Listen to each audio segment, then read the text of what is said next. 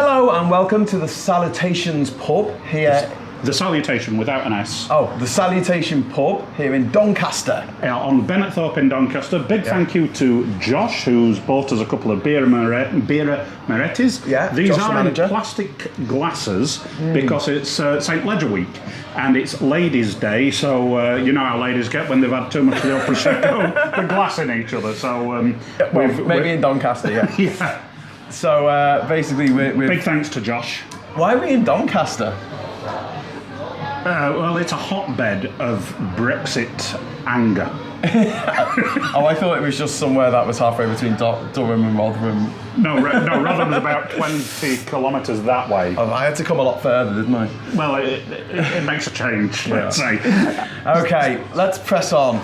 We have a lot to talk about in this podcast. What are we going to talk about? I thought we should talk about, the decor around the towns nowadays and, parking fines and things like that. Anything important? I don't know. Well, if you looked on the front cover of most of the leading tabloids today, you'll just think it was an ordinary day. Yeah. Freddie Flintoff span out when he was filming something for Top Gear. Cancer rates are really bad in the United Kingdom. As opposed to Australia, New Zealand, Canada and Norway. As opposed to yesterday and tomorrow where that won't be front page news. Boris Johnson's led to the Queen. Oh yeah. Oh, everyday stuff. Oh, that was only in one newspaper, wasn't it? Sorry, hang on. The Prime Minister Our Prime Minister lied to the Queen. Yes. Is that not treason? Well, you'd think it would be, wouldn't you? I think yes. But apparently, and yesterday there were the Scottish courts on appeal said that the decision to prorogue Parliament was unlawful. Was the word they used. Yeah. Now people are saying that the English courts last week said it was lawful. They didn't say that. Didn't say that. They said we don't get involved in these matters. Yeah. That's what they said. It was not judiciable. The judiciary. It was not judiciable. Justiciable. Justiciable. That's right. It was not I can't say it. Right, continue. So, but that hardly made it into the Daily Mail and the Sun or the Tory Graph. Anything else happened yesterday? We had new carpets fitted in the house. Oh, right, okay, that was way more important than the Yellowhammer documents being published. Oh, right, okay, so five pages. I didn't realise that this was the Yellowhammer document. I thought this was the missing words competition from Have I Got News for You. So, this is Yellowhammer, which is basically what the government is prepping itself for in the event of no deal, apparently, even though it doesn't mention a whole bunch of stuff. But before we come on to Yellowhammer, there was a third thing that happened yesterday. Boris Johnson wasn't just found to have lied to the Queen. The government didn't just, under pain of sanction from Parliament, release these documents so that all this can be done. These were leaked a few weeks ago to the Times, so we've already read them, but here they are, official, sensitive. Something else happened which was pretty big. Oh yeah, the government defied an act of Parliament saying that they had to release the communications pertaining to the prorogation of Parliament, because we need to know how far ahead did they plan it and whether it was because they wanted to stifle, silence the House. Yes. The House of Parliament to stop them making no deal Brexit a thing. Did you actually watch the end of parliamentary procedure for this Parliament? Did you stay up and watch it? Do you know what? I fell asleep at about 1:30, so I missed the very end, but then I watched the highlights the next day. You've got the guy, I think he's a Labour politician, is taken the mace once already and swung that around like Michael Heseltine did. But he sort of threw himself across the Speaker's chair. I think he's the Labour member for Brighton and Hove or something, or maybe he played for Brighton and Hove Albion, I don't know. I quite like Burkhardt, but not that much. Yeah, exactly. But yeah, this guy, I mean, he threw himself across to try and stop, because the Speaker rises then. If he gets out of the chair, it's all over. But that was based on a historical precedent. Yes, it was, yeah. Which happened a long, long time ago, I think during the rule of maybe King Charles, I don't know. Something like that, Charles I. Yeah. Who had his head chopped off? Someone will put that in the comments, won't His they? head. Tracer's Gate, the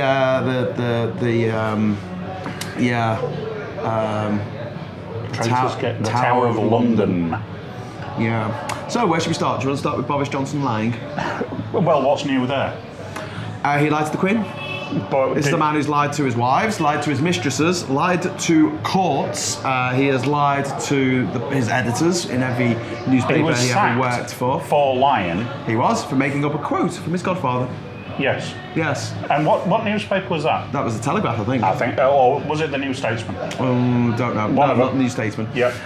New Statesman he famously edited when they put in a piece about Liverpool saying that we were responsible for the Hillsborough tragedy. Disaster, yeah.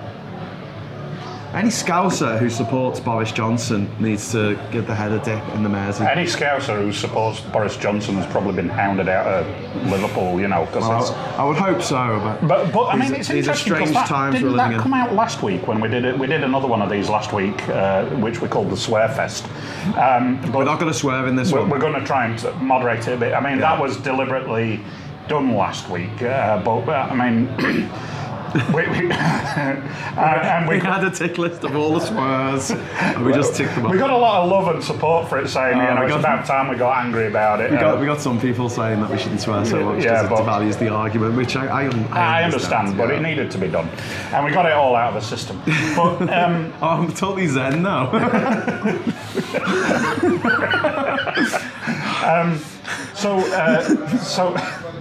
I can't remember what I was talking about. So Boris Johnson, I mean, he is basically there's now a strong suspicion that he has and his Privy Council have deliberately told untruths to the Queen. Now, I'm not a huge royal family sort of person, but I mean that's pretty serious, isn't it? Yes. And I think the reason we got angry last week was because of what Jacob Rees-Mogg, how he treated that doctor. Yeah. But we're now in a very real situation that, you know, and my best mate John Saunders, he said, he tagged me in something this week on Facebook saying, "Oh, you'll be loving this, that Boris Johnson's sweating." I'm not rejoicing at all that this country, that my family paid such a high price fighting for, and the values of it, has been ruled by people who feel it is just okay to lie and spread rumours and bullshit. Oh, I swore, I'm sorry, but I mean, they to edit that out now. They you know, that people have got this attitude that it's okay. That that the government can do whatever it wants and not obey the rule of law, and they're not obeying the rule of law. No. I mean, what they've issued here, they've amended it, they've changed the title. This says HMG, reasonable worst case planning assumptions, which is different to what was released, which said base, didn't it? Yeah. The original journalist who broke the story a couple of weeks ago for the Times, it says that it did say base. I think I might have here the actual text of that. Oh no, I don't have that there. Okay, just something quickly I want to throw in here, which is actually not to do with Yellowhammer, and it's not to do with the prorogation of Parliament. It's to do with... This is an article that was published by the Byline Times yesterday, and I'll give the link in the description below.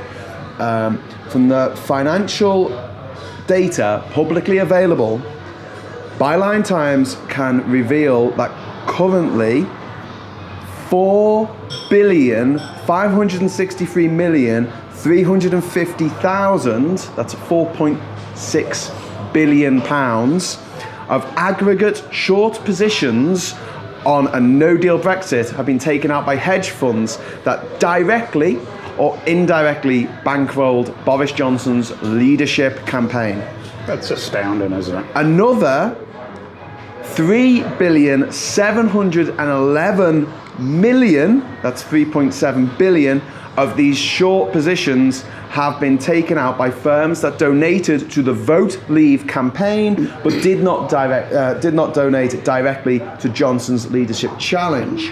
Currently, 8,274,350,000. That's 8.3 billion. Just bear in mind that the GDP of some small countries is a lot less than this. Ours is going to be less than this, I think. Of aggregate short positions have been taken out by hedge funds managers connected to the Prime Minister and his Vote Leave campaign, run by his advisor Dominic Cummings, on a no-deal Brexit. We're talking 8.3 billion, based on the assumption that the value of the country, the value of the pound and the country as it stands today, will go down as a result of a no-deal Brexit. So when people go, oh, but this is just a could be, this is just maybe. This has happened. Well, I know that you Brexiteers are very happy to gamble their children's medication on this happening, but these rich people have gambled 8.3 billion pounds of their money on no deal being an absolute disaster. That's astounding that that's happening in this country. And this is why we're not so sweary today, because I think we're both a bit subdued and depressed about this, aren't we? I don't know why it's not insider trading. Well, if I was rich, that would be a fine thing. If I was really rich, stop laughing, and there was a company that I could short, which is basically insurance against something happening, and you make money if it does actually happen. But this was Gordon Gekko in Wall Street, wasn't it? Yeah, well, that's all he did. He screwed over companies. Yeah. He went round, he took over the company, he screwed it over, and he made money out of it being screwed over. Yeah. Now, if I purposely got myself on the board and then made the CEO of that company someone who's absolutely incompetent in order to drive that company over a cliff, so I could make loads of money out of the stocks going down and everything, that would be insider trading. So that would be illegal.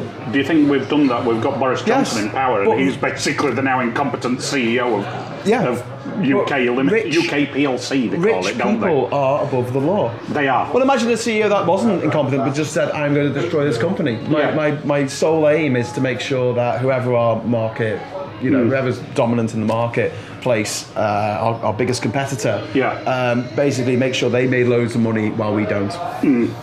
That's effectively what's happened. And again, we see the rich and the powerful getting away, breaking the law and getting away with it. Because nothing ever happened to Aaron Banks, did it? No. Nothing's ever happened. He used £8 million from somewhere that he can't tell us where it came from. Putin. And he used it to fund the campaign to get us to leave the EU. Deliberately overspending by 10% for a 2% swing. Yeah. And nothing's happened. And he's there wanging on Twitter, and really I'm hoping that him and Boris Johnson have separate cells in the same prison. But it won't happen. They'll get away with it. Yeah. They'll get away with it. Now, let's talk about Yellowhammer a little bit. Okay, so we spoke about this in York, and he says he doesn't like notes, and he's on the phone earlier saying, can you print them out for me? Only because my printer ran out of ink. But the thing is, right... First world problems. Yeah, exactly. But the thing is, the first line of this, when the UK ceases to be a member of the EU in October 29, all rights and reciprocal arrangements with the EU end. Right? Yep. Everything. No bilateral deals have been concluded with individual member states. None at all. The EU is half our trade. Suddenly, overnight, we are going to see everything that we try to sell to the EU go up in price. You'll have a big, fat WTO tax slapped on it. Whereas no other country in the EU is going to have that. We're putting trade sanctions that are usually punitive measures for naughty countries. We're putting those trade sanctions on ourselves. What they have said in here is that the checks and controls and all that kind of stuff to have that indefinitely is unsustainable. That's the exact word, is unsustainable. So, how are we going to get a deal then? Well, once we leave at no deal, we're going to start again from scratch, and we're going to get a deal, and we have to do it within a couple of months, or we're so screwed it doesn't bear thinking about. Well, we'd have to go to the EU and say, right, we want to do that deal now. And they'll say, have you sorted out EU citizens' rights? Have you sorted out the border? The 39 billion you owe us? Well, it's down to 33 billion now. 33 billion you owe us. So, when we'd say, Boris would say, believe in Britain, you know. So I can believe as much as I like in that I can fly, but if I jump out of a plane with no parachute, the result is I'm going to die. Pretty much guaranteed. Yeah. Oh yeah, but there was that one person who didn't die. And that proves it was okay. His fall was broken by a haystack. I just want to point out something. Apart from the fact that the title has obviously been changed, if you have a look on the paragraph number 5 on the second page.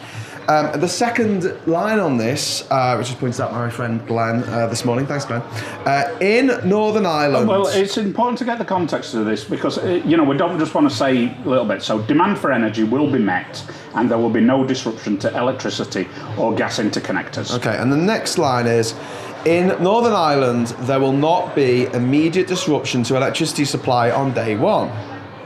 Okay. A rapid... Oh, hang on. Oh, yeah. Sorry, I read it wrong.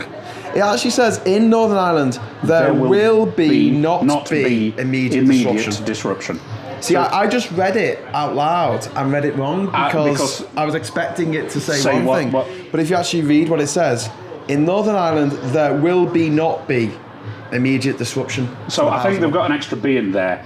What they're saying is, in Northern Ireland, there will not be immediate disruption to electricity supply on day one. Is that something that's been added?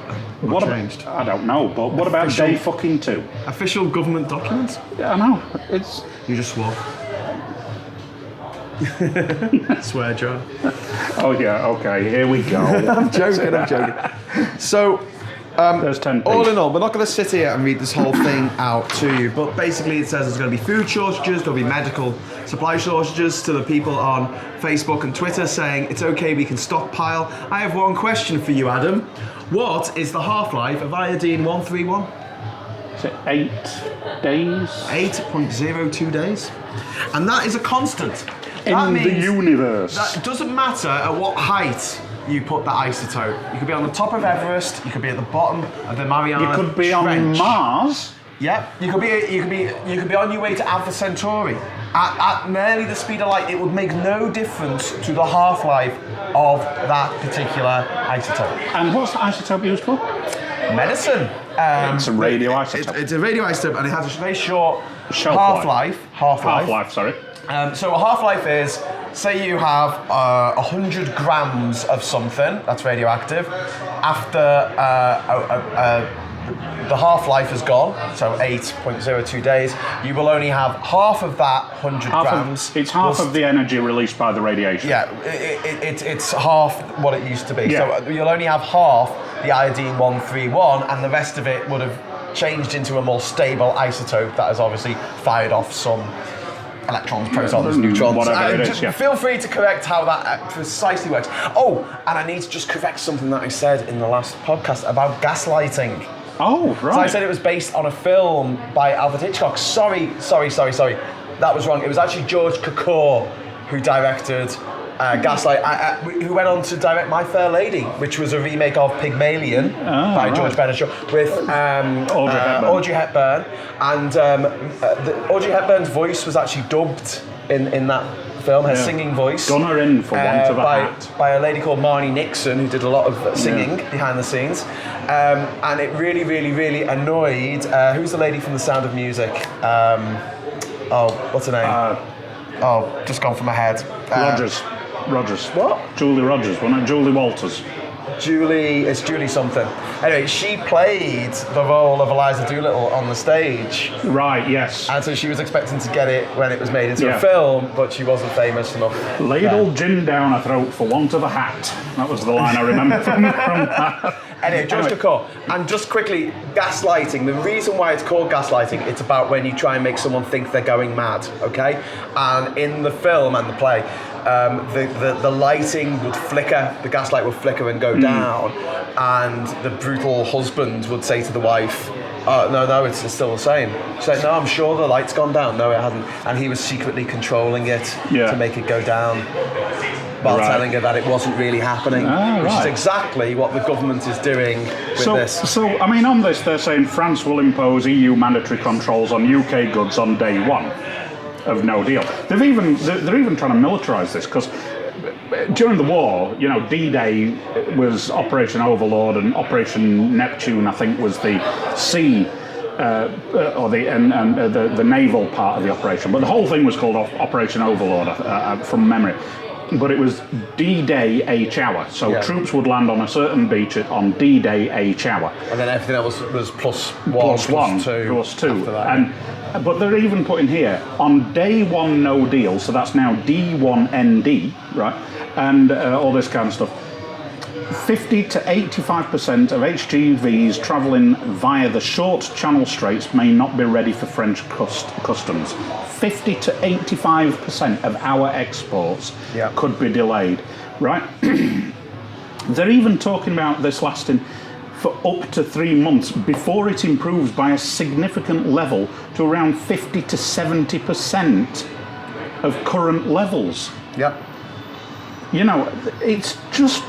In reasonable worst case scenario, HGVs could face maximum delays of 1.5 to 2.5 days before being able to cross the border into the UK. Yeah. So that's a quarter of the half-life. That's a quarter of the half-life of the radioisotope. Iodine 131. So you've reduced it by its usefulness by... Its potency. Yeah. Basically, you're going to be putting something that's not very good for someone into a patient when you know it's not as potent as it needs to be for what it needs to do. And the idea that we can stockpile this stuff is absolute fiction. It's absolute nonsense. A crock. And the idea that, you know, one of the things that a lot of people have said is, where's the best case scenario? Low-income groups will be disproportionately affected by any price rises in food and fuel. Now, if you're elderly, your income is a lot smaller. If you're and one thing that amazes me is, like, towns like Rotherham, where I live, and towns like Doncaster, where we are now, the people who are going to be affected the most are the people who used to be in these industrial heartlands, where the community has been ripped out by the closure of the steelworks and the coal mines, and they've got low-paid jobs working in call centres around these places. Yeah. Now, good on you for getting a job, and, you know, we all got to work. There's a difference, right? People go on about this class war. There's two classes in this country. There's the upper class and there's the working class. Because if you're working to put a roof over your head, you're working class. You might have a few more quid in the bank, you might have a bigger house, you might have a better car, but you're working for it. You're not getting it from the gentry. I don't think that's why it's called working class, though. No, but you know what I mean. And the thing is, I think it's to do with opportunity, mate. But well, yeah, that's one. If you don't have hardly any opportunity, the less money you've got. Yeah. Effectively, yes. So if you imagine someone born into immense wealth and privilege, like Rees-Mogg, like Alexander Boris Johnson, these people have all the opportunities, and they can make as many mistakes as they like going through their life. It doesn't matter, because they can just leave a trail of destruction. There's a great line in The Great Gatsby by F. Scott Fitzgerald where he says that Daisy and her husband were careless people. You know, they just let other people deal with the messes they make. And that's what we're finding now with Boris Johnson, isn't it? And but the thing is, right, a lot of people are going to be affected, but people who are in the middle class or whatever, right, they're going to be affected. But the people this is going to hit more are going to be disproportionately affected by any price rises. So these people are going to go hungry. You're going to have people with diabetes who aren't getting the right food at the right time, getting very, very ill. And that's what's making me so bloody angry about it. And I children who have cancer not getting their medication, and children who are growing not getting enough food. I mean, we already have a situation where more people are using food banks than ever before. More children are getting free meals in schools than ever before. We're hoping to because do they can't one be of fed at these home. PUBCASts where we involve a gentleman I know, Dave Braithwaite. We're not even talking about some of the problems in this country, which Boris Johnson a few years ago said, don't blame the EU for the problems in this country. Leaving the EU will not change those problems. We've got 200,000 children in this country, this was in the news a couple of weeks ago, who are living in shipping containers. Yeah. You know, and we're going to make There's a million life children in this country who are living in poverty. And again, it is this thing of opportunity. Yeah. I just want to get to the end of this because I am very highly qualified. I have a lot of talents, and like whatever happens, I can leave. I can leave. I can go and I can get a job somewhere else in the world. I can do that. But there are millions of people in this country who can't. And it's this idea, this insidious idea that, oh, it's okay that all these EU citizens who are nurses and our doctors are leaving because we can just train our own. And it's not as simple as that. Even if it was, it takes a long time to train a nurse or a doctor. It takes 5 years of medical school, sometimes 6, to train a doctor. Then they're a junior house officer for a minimum of a year. Then they're a senior house officer as they go down and they do more in medicine and they do more in surgery. Then they become a registrar. Then they eventually become a consultant. And some people, I didn't know this, but some doctors, they're quite happy just working as a house officer, senior house officer, for the rest of the days. They're on the wards and they're going around and they're, you know, doing the consultant's donkey work. But it takes a long time. Well, my point was going to be, I couldn't be a doctor. No. I'm capable, I'm smart, I know what I'm doing, I can make you a website, I can edit you a video, I can, you know, put your computer together and fix your car, or your boat. But when it comes to actually physically cutting someone open and diddling around with their innards, I couldn't do it. Yeah. I couldn't do it. So the people who are saying this are relying on people like me to give up their job, their career, and become a doctor. Yeah. And it's like, no. Because there's the cost of doing it. This is why the Communist Party of Great Britain, who I had a great argument with at the weekend, was in Newcastle, and we had people like shouting while we were trying to do a rally against the coup. Yeah. And we had these communists, revolutionary communists, who were basically supporting Alexander Boris de Piffle Johnson and Rees Mogg. They're saying Communist Party. The Communist Party, mate. What the hell is going on in this country? Up is down, left is right, left is right. Yeah. And the only sensible people are the ones left in the middle going, what the hell has gone on? What the hell are we doing? Why are we allowing our country to be overtaken by extremists? I just want to point out here as well, UK pensioners, workers, travellers and students will need to access healthcare in different ways dependent on the country in the EU. Healthcare may require people to demonstrate residency, current or previous employment, enter a social insurance scheme, or purchase private insurance. My father's quote, he got the official quote. It's for private health insurance in France. In France, right. And my father says, I'm paying it, I'm going. But he said, right, we got him his quote, and it was £570 a month. Wow. You know, but if he'd got his EHIC card, it'd be free.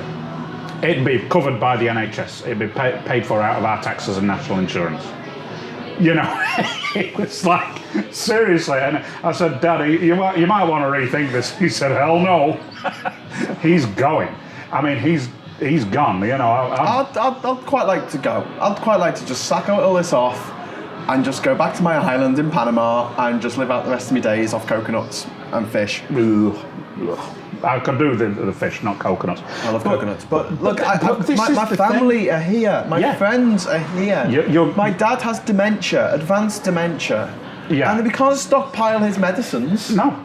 And that's so the other his thing. friends who voted for this, can I go around to their houses after and say, listen, we need this, and this for me dad, or he'll die? Have you got some?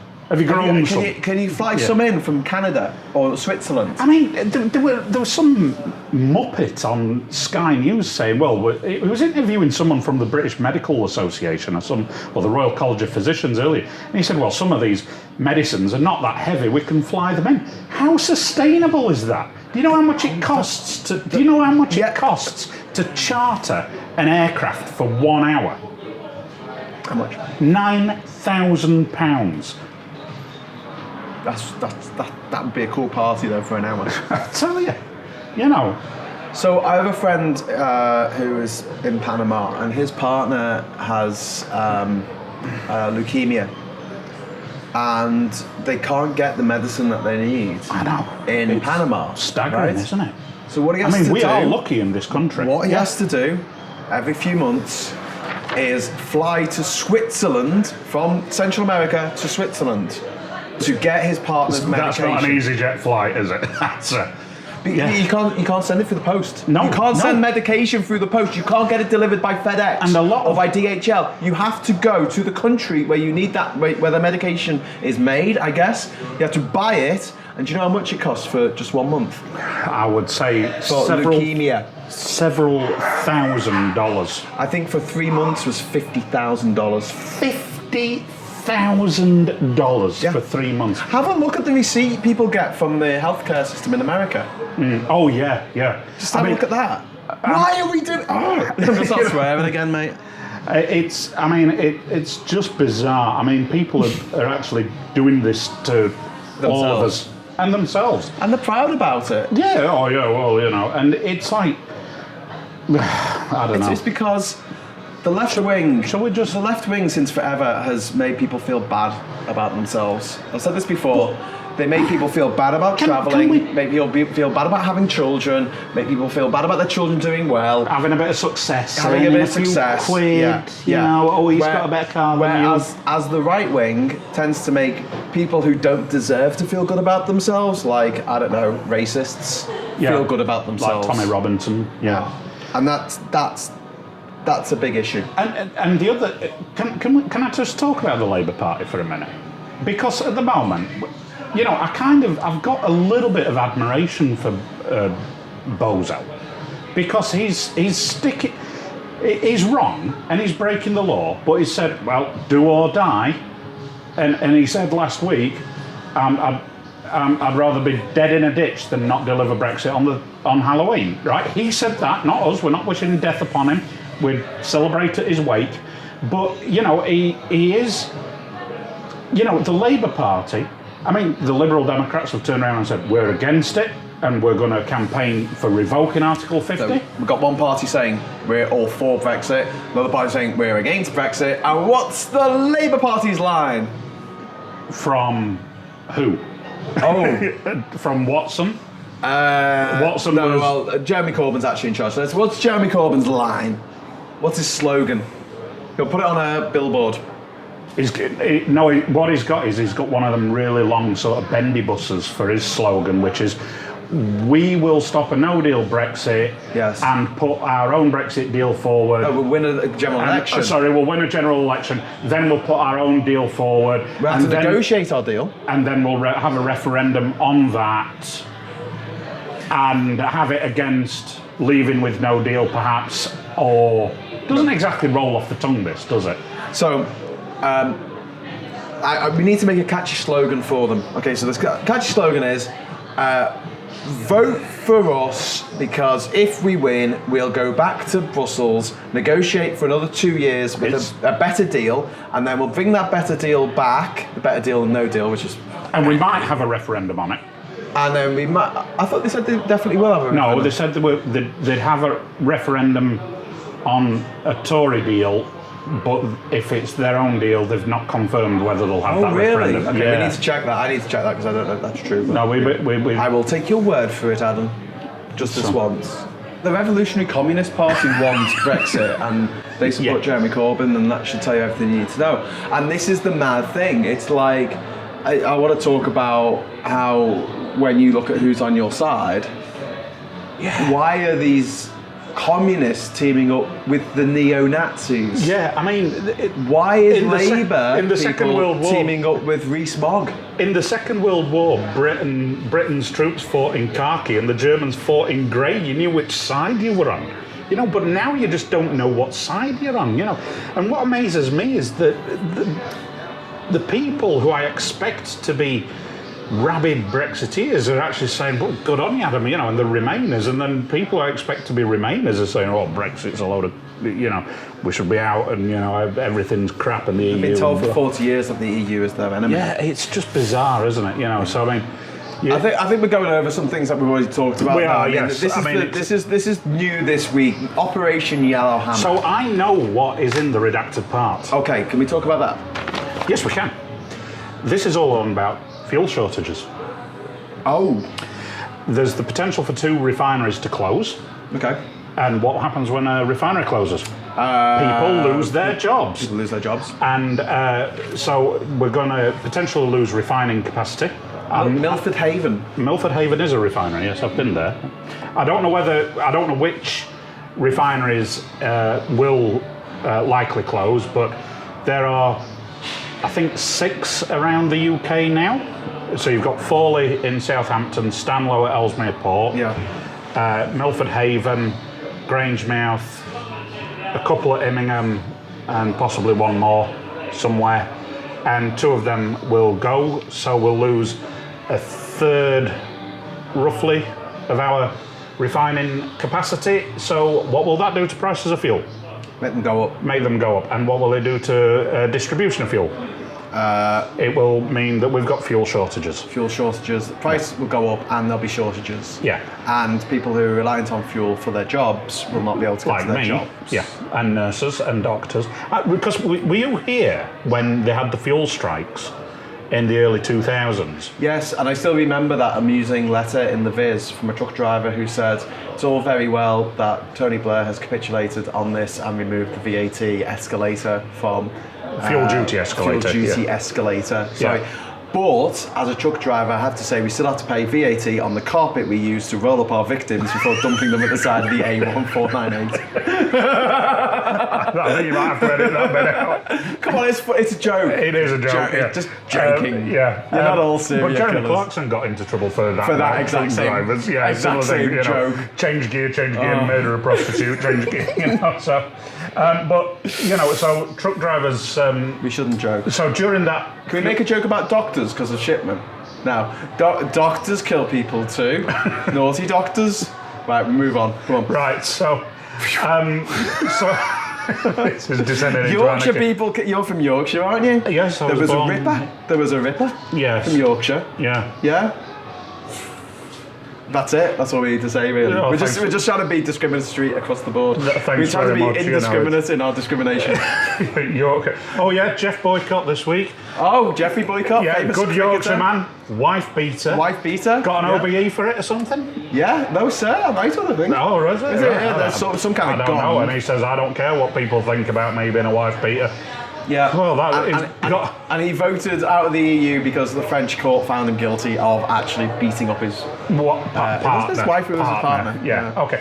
Domestic violence, you know, doesn't matter whether you're married or not. In my opinion, Boris Johnson, our Prime Minister, had the police called. Had the police called. An altercation at his house, and the people who called the police were made out into the media as being the bad guys. Yeah, I know. This is what we're living in, isn't it? So if you hear someone very posh and rich having an altercation, you're to ignore it because they're posh and rich. This is like that scene out of Family Guy, isn't it? Horton hears domestic violence and doesn't do anything about it. Yeah. It's absolutely disgraceful. But anyway...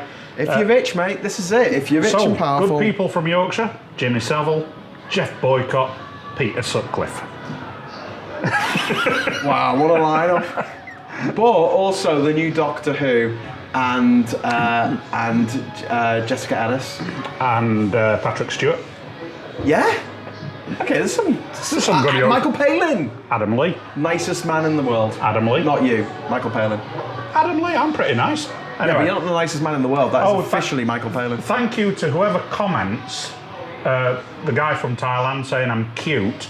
I have never been called cute in my entire life. It's adorable. Thanks very much. Is that a haircut for you? I have had a shave and all that kind of stuff, and Tighten yourself up. just up here. Okay. Right. So Onwards. onwards and upwards. So that's what they're talking about in this redacted I thought area. that was about nuclear power because there's nothing in here about nuclear power. is That there? is about fuel. Where's the nuclear power bit?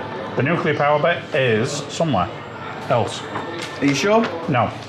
It might, Where's the it bit may about have something. farming? There is a part on farming. You've got to give me a second because I have to go through all this time and again. Here we go. DEFRA. Certain types of fresh food supply will decrease. Yeah. Critical dependencies for the food supply share. Oh, there's all this stuff about medicines for UK veterinary use. Any disruption to reduce, delay, or stop supply of medicines for UK veterinary use would reduce our ability to prevent and control disease outbreaks, with potential detrimental impacts for animal health and welfare, the environment, and wider food safety, availability, and zoonotic diseases, which can directly impact human health. Right. That sounds really bad. It doesn't sound That sounds good at like all. Creutzfeldt-Jakob disease and foot and mouth. I have some personal experience of this. My father was in hospital from Christmas Eve last year for 75 days. For 75 days. During that time, his wife of 53 years died. But she, Mum was 82, nearly 83. But my father had got a disease called Lactococcus garvii. How many people have heard of that?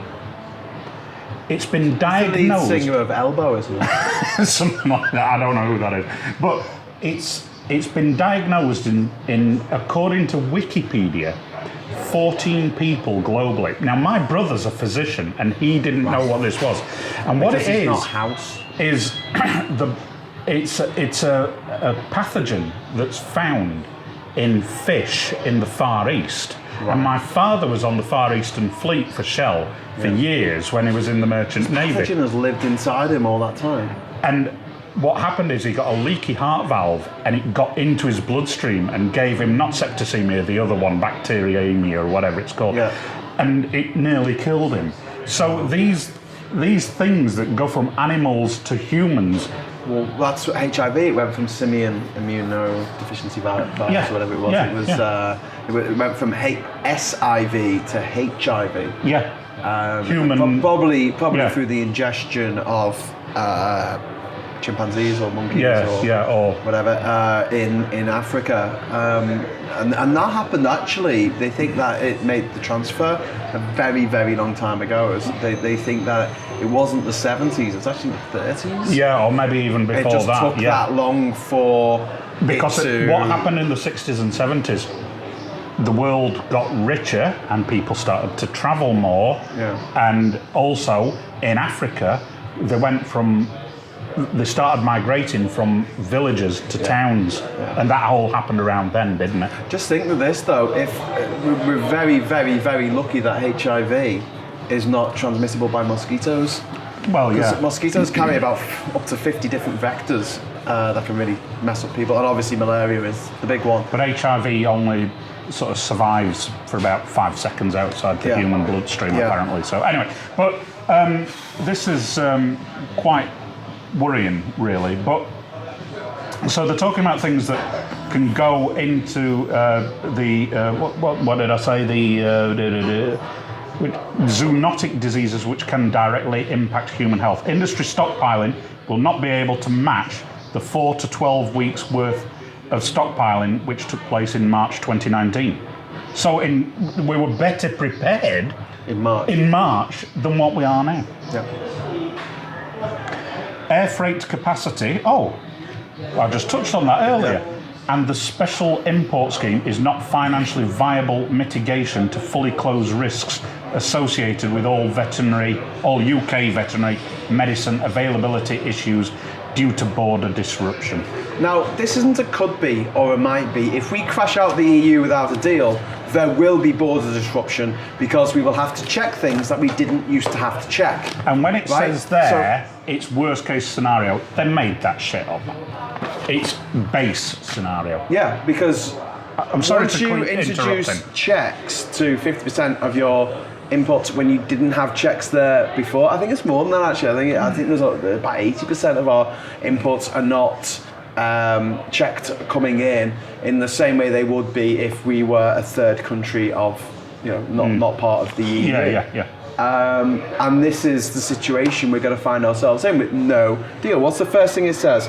When the UK ceases to be a member of the EU in October 2019, all rights and reciprocal agreements with the EU end. So that is the rights and the agreements, the trade treaties that we have with some of the richest countries in the world, and we're throwing them away in order to have trade treaties, perhaps in a few years' time, with poor countries, basket cases, tin pot dictatorships on the other side of the world. And the thing, I couldn't think of something more crazy. Insane. And what really grinds my gears about this is Farage saying during the referendum, we can have a deal like Norway, we can have a deal like Switzerland, and now he's diametrically opposed to that. Yeah. And you just think these people are just making it up as they're going along. And the problem is people are still suckered in by it. They'll be all right. Yeah, but people are suckered in by it. Yeah, but millions of people are suckered in by it. I mean, they've been told for the last 30 years, 40 years that the EU is their enemy.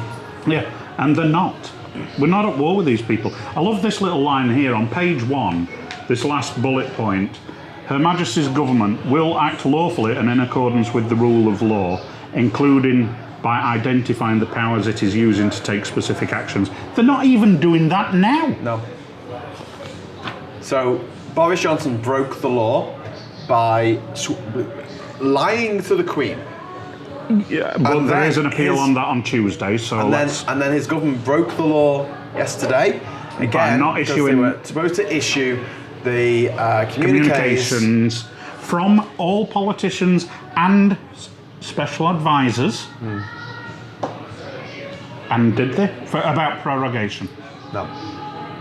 And Dominic Cummings, who actually demanded to see the WhatsApp account of a lady who was working for the Home Office, I think, No, she was working for Sadiq Khan. She was working for the Chancellor. Sadiq Khan is the mayor. Sadiq Khan, not Sadiq Khan. Sajid Javid. That's the one. Sajid Javid. He demanded to see her WhatsApp Julie communication. Andrews. Julie Andrews. I said Julie Andrews, I thought, didn't I? No, I said Julie Walters. But he demanded to see, and he had her security pass removed, frog marched out of Downing Street by the Rozzers, by an armed police officer. Yeah. And this is Dominic Cummings, and he doesn't. So who elected Dominic Cummings? Who put him in? Nobody elected Demonic Cummings. Oh, who elected the Queen? Who elected the House of Lords? Who elected the WTO? Who elected Boris fucking Johnson? Because I'm pretty sure that we elect our MEPs who represent us in Europe. That's what, the undemocratic MEPs? Yeah, the undemocratic MEPs that we vote for. And Widdicombe. So we are left in a situation now, and I'm sorry if you're watching this and you're not from Britain and you are just going, what are you guys doing? Hi, my friend in Mexico. What are you doing, Britain? What are you doing to yourself? But what are you doing to the world? And anyone who can look at themselves in the mirror and go, I'm doing a good thing here by promoting Brexit and promoting this absolute nonsense, needs to give their head a wobble. To be honest with you, no one born this century asked for this. But there is an upside. No one born this century voted for this. Nobody did this century, and a lot of people in the last century didn't vote for it, and a lot of people who did have supposedly passed on, sadly. But there is an upside. We're getting a new 50p piece and blue passports, which we could have always had. Oh. And they're coming from France. And they could be delayed at the border.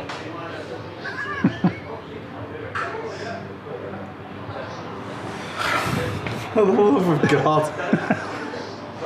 Well, I'm surrounded by idiots. That's what my dad used to, not you. Yeah. That's what my dad always used to say. And it used to piss me off when I was a kid. I was like, that's a horrible thing to say. But you know what? I've got the more I realise he was actually right. He was right, yeah. I mean, because if you still want this to happen, Press council, isn't it? yeah. If you still want this to happen, you're obviously either an idiot or a billionaire. So if you want to know which one you are, check your bank balance. Yeah. This is the one that gets me. Public water services are likely to remain largely unaffected due to actions now being taken by water companies. Likely to remain largely unaffected. Let's have a gamble with people's health. Water. The most significant single risk is a failure in the chemical supply chain. The likelihood of this occurring is considered low, and the impact is likely to be localized, affecting up to hundreds of thousands of people. Only a few hundred thousand people. They don't really count. Are they really people? Really, Adam? Well, don't they say that the water in London is recycled 7 times? So the Queen gets the first lot, and then the Prime Minister gets the second lot, and then...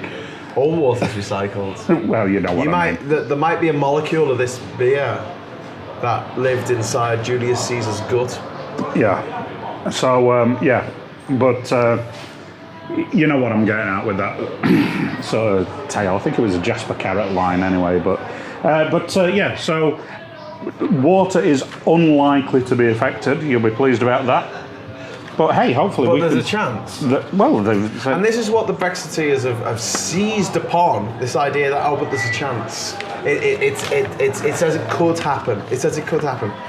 Like with the half-life of iodine 131, there are absolute constants in life. Death and taxes. Yeah. And if we I think stupidity as well is one of them. If we leave the EU, we have to check everything coming in. Everything.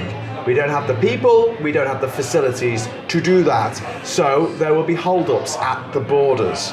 That's it. That is all you need to know. Because once there are hold-ups, there are food shortages, there are medicine shortages. And that food, I mean, they can keep it at a certain temperature for so long in these reefers. I mean, we've talked about this in other videos. Massive waste of energy if we do. Yeah, I mean, a truck basically has to sit for 2.5 days idling. Yeah, with its engine running. Spewing out diesel. Spewing out diesel fumes, and diesel is most efficient. A diesel engine is at its most efficient when it's running, at a constant speed when it's cruising, and you're burning that energy to actually move the goods. When they're just sat there, just spewing soot and filth into the atmosphere, what's the point? What is the point of that? We're showing the EU what for? Oh, yeah, because apparently... Oh, have you seen the Brexit Party's latest slogan? We are ready. What's that an acronym of? Don't know. We're not at war anymore. We are ready. WAR. War. Oh, yeah. War. So we talk about the EU, who is made of 28 countries, 22 of whom are in NATO. We're talking about the EU, yeah. So 22 of these people, 22 of these countries have signed a document to say that if we get invaded, they will come to our aid. Yes. And they're our enemy because the Sun and the Mail and rich people with way more money than you... Paul Dacre, the Barclay brothers... Yeah, I've told you that they're the bad guys. Not the people avoiding tax. They could not possibly be the bad guys. No, they're the goodies,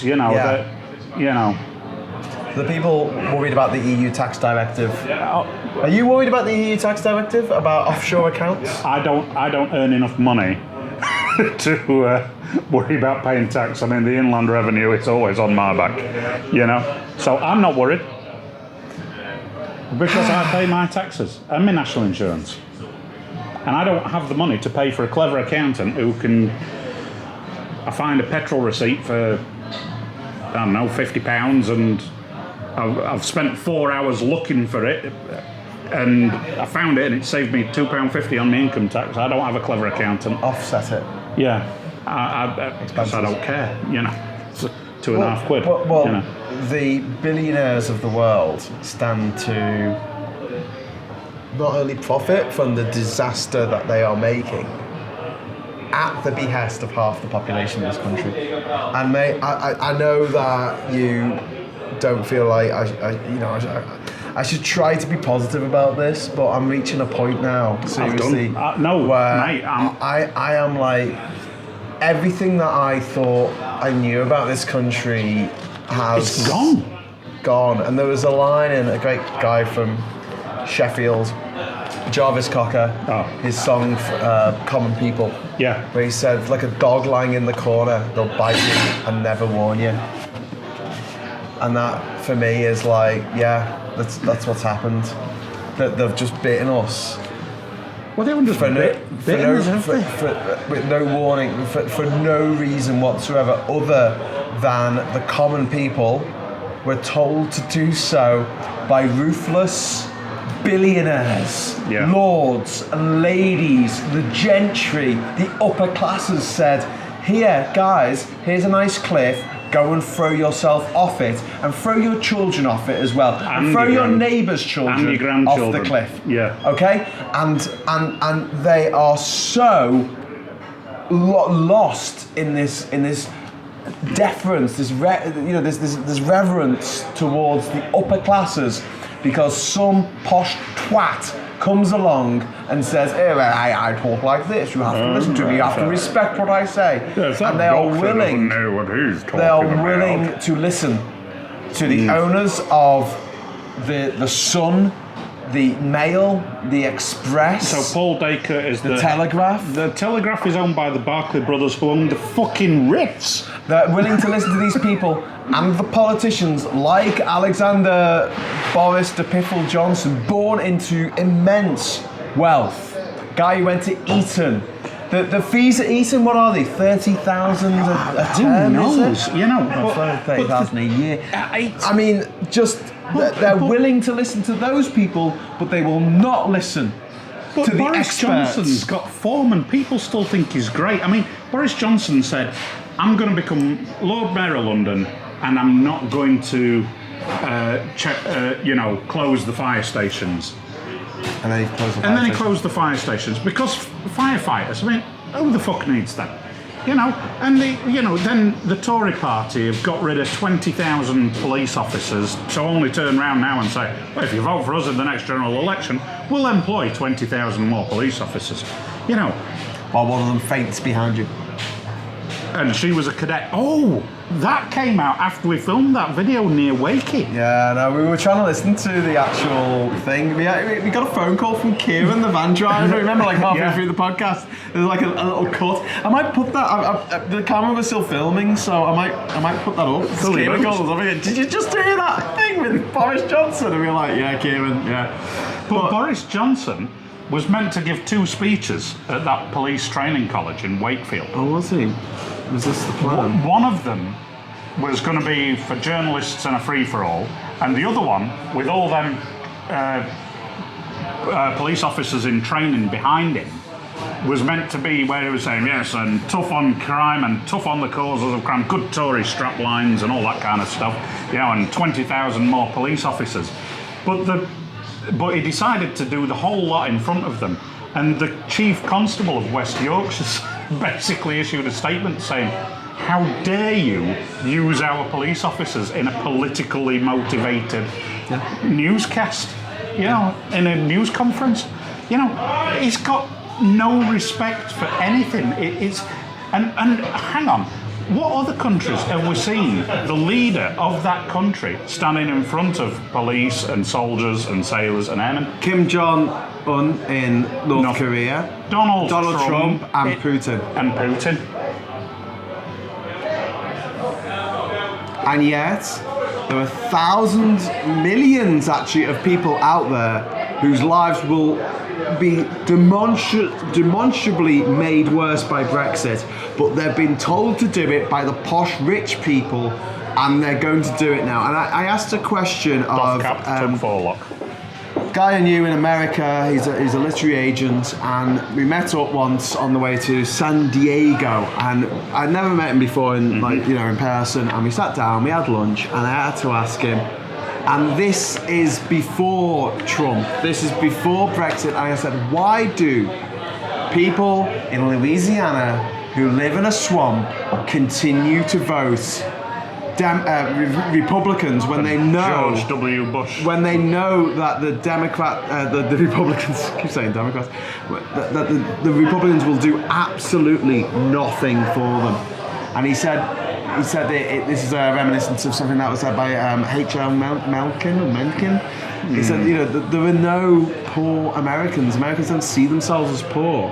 They all think they're going to win the lottery tomorrow. Yeah. And when they do, they don't want the government taking 40%. Yeah. And that's it. It's like, there was a question on QI. How do you turn someone into how do you turn a lifelong Labour voter into a Conservative voter? And the answer was, have them win the lottery. Yeah. And it's human nature to act selfishly. The thing is I've got older and a little more wealthier, and I'm not that wealthy. So, all of you ladies out there who are looking for, a rich guy, you're not going to be on easy street with me. But the thing is, you did buy the drinks though, which is nice. Well, we had the first two bought by the manager, Josh, in the Salutation. Thanks, Josh. In Doncaster, which is a Green King pub. And who owns that? Oh, Hong Kong. Anyway, but as I've got wealthier and older, I've actually gone from being a Tory voter to a Labour member, actually member of the Labour Party, to now being a Liberal Democrat and a complete revolutionary with you. A year ago, or just over a year ago, I'd never thought I'd have been in anything like this. And, we're going to the Cirque de Resistance. Cirque de Resistance on the 29th of... I'll be there. Of September. Well, we need to talk about this because we did a few podcasts where I was dressed in my circus master's uniform. Yeah. And then all this shit happened. Boris Johnson prorogued Parliament. He shut down Parliament. He silenced our democracy. Did you see all the cards that people were writing? Silence. And at that point, we were like, the tone of this is going to have to completely change. We wanted to have a celebration of the EU. Yeah. And we're like, well, we can't do this. This has got to be send out the clowns. You've got to keep the circus theme. So we're having a march. It starts at 11 o'clock at the Manchester Cathedral. It's on the first day of the Tory Party conference. And we're going to march down to the Castlefield Arena. We're going to be a stone's throw from the GMEX, or the Manchester Central building, where they're actually having the Tory Party conference, and we are going to make our voices heard. So please, if you are against the Brexit, if you are against not necessarily the Conservative Party, but the people in charge of the Conservative Party right now, please come along. Because we are saying, send out the clowns. Yeah. Get these guys out of here. And we're still doing the world record attempt. No. Damn. Sorry, mate. No, we wanted to do that, but then it became a lot more complicated. Do you know what though? Right. Whether Brexit happens or not, and I've said this in a video cast before, a podcast that we've done before, right? If Brexit is going to happen on Halloween, right? I want you to be out on the streets and I want you to be protesting. But I don't want you to shed a single tear, because it'll be filmed by the Brexit Broadcasting Corporation and it'll give propaganda to the headbangers in the Brexit Party and the Muppets who support this idea, and it'll give them propaganda, say, look at these Ramonas crying, you lost, get over it, fuck off. Well, actually, that's all they've got left. That's all they've got no tangible benefits. There's no best case scenario. Everything's going to be bad. It's just the level of how bad it's going to be. We can discuss. They're just going to use it. No, but that's all they want, Adam. They just want your tears. They want your salty Ramona. They want your tears. Salty Ramona tears. That's the only thing they've got left. Liberal elite Ramonas, apparently. Whatever that means. Demonic Cummings this week. Basically, he was asked where he was going. He was saying he was going to get out of London and talk to some real people who want leave or something. Yeah. Who weren't rich. Who weren't rich and vote leave. Everyone who wants to remain is rich. So I went to Primark. Rees-Mogg is not rich. Alexander Boris de Piffle Johnson is not rich. No. The Barclay brothers are not rich. Lord Rothermere is not rich. Paul Dacre, not rich.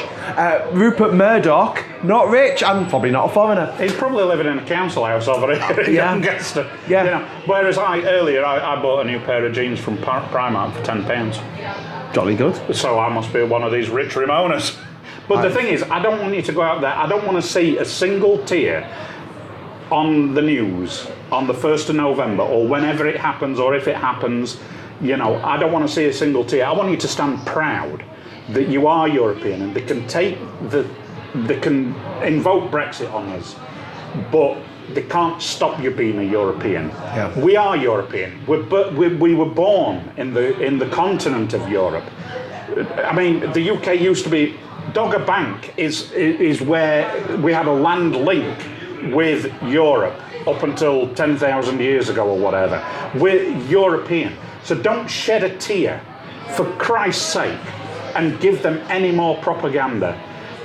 Stand proud. I want to see people on the news who are carrying a British flag, and I want to see them holding the flag of their neighbour or their colleague, a Latvian or a Spanish or a French flag, or the flag of their wife or husband or boyfriend or girlfriend. I want to see people doing that and be proud of the contribution we've made and be proud of who you are and sticking 2 fingers up to that wanker. Sorry, I swore. The upper classes. Sticking 2 fingers up to the upper classes who are telling us... Give them that and do that as well. Who are telling us that we need to leave so they can make a fuckload of money. Yeah, because that is the only reason left to make rich people richer. That is it. That is the end game in all of this. Forget about what you've been told by the rich people who own the tabloid newspapers, who today, even though yesterday seismic events happened in the history of the United Kingdom, printed a story about Freddie Flintoff spinning his car, filming at something an from episode Top Gear. of fucking Top Gear. Sorry, I'm swearing, Graham, because I want people to be proud. I want you to be angry. I want you to be peaceful. I want you to be angry. I want you to be responsible. But I don't want to see a single tear shed, because we're better than that. Because the people, we're all going to be crying soon when we can't get us medicines, when we lose us loved ones. So save it for then. Be proud. Be with your friends. You know, Brexit's just soaking up everything for no reason.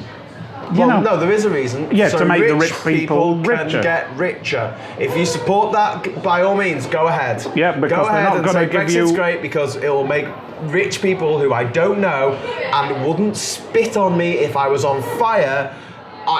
It'll make them richer. Yeah. Okay, just be honest about it. Be and honest. that is what is lacking in the United Kingdom. It's not just empathy. It's not just. It's not just intelligence. Greed. It is. What's really lacking in the United Kingdom right now is just honesty. Yeah. It's just people telling the Lies. truth. People are just lying all the time. And when the Prime Minister does it, that To makes the Queen.